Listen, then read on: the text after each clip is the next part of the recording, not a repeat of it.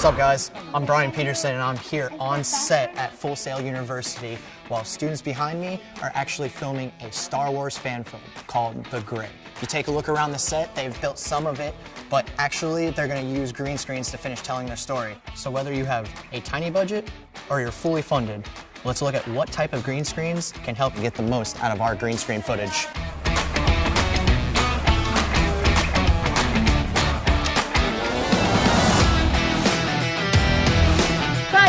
Well, here we are, guys. We're on the set of a Star Wars fan film. Here I have two Full Sail University instructors, Mack and Nate.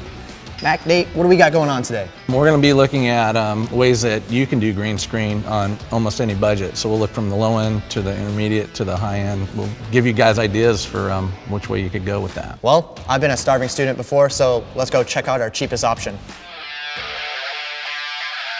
Welcome to the Cantina, and I'd like to offer you a green screen. So what can you tell me about this? This is literally just a piece of poster board that you can get anywhere. So it's super cheap. Dirt cheap. Dirt cheap. What's some things that we can use this for? You could use, as we normally do, green screen as a background to key somebody on. You could even just actually put it on a stand and it becomes a technology monitor. It can become a window.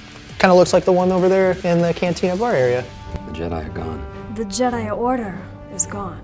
But not all practitioners of the Force answered to the order, now did they? This is cool, isn't it? We're inside their Cantina set. Perfect example of how you can go with a piece of poster board, and you can put it up anywhere. It's easy to mount. Going into post-production, what's some cons that you see using something like this? Well, you're definitely limited to only close-ups or replacing a small element. Yeah, or replacing a small element. It also becomes a problem if you wanted to do anything outside. It'll get flapping in the wind. Flapping in the wind. This looks like a little reflective. Is this going to be a disadvantage when filming against it? The materials matter a lot. Like when we get to the high end, the paint that you buy that's very specialized is very flat and not reflective. So if you just remember that when you're looking for materials, the flatter the better. I noticed that this is a different hue of green versus everything else. Is that a huge issue? It's not necessarily a huge issue, but it can make a difference. The reason chroma green is chosen is because it's a very specific hue that isn't in skin tones. Got it. Let's say we do need something bigger than this. Let's go check out our next option.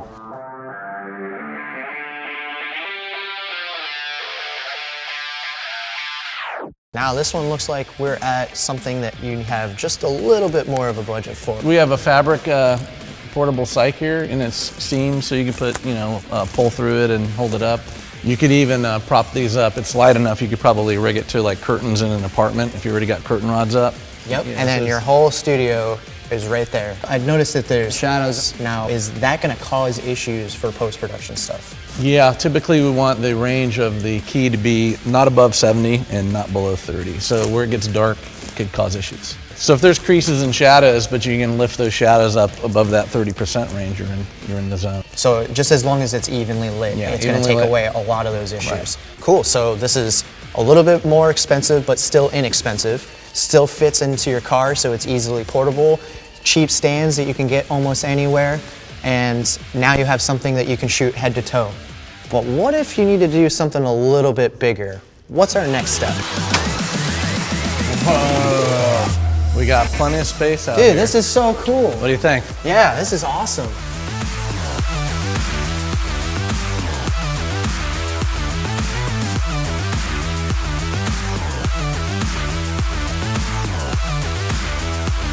What do we call this space that we're standing in? It's called a cyclorama, but we call it a cyc. About 25 by 20 feet and then 2 stories high. How much is someone gonna spend for just the space? Anywhere from $800 to $1,500 a day. And then if you need to change the color, which is easy to do, we've painted this one white, red, blue, green.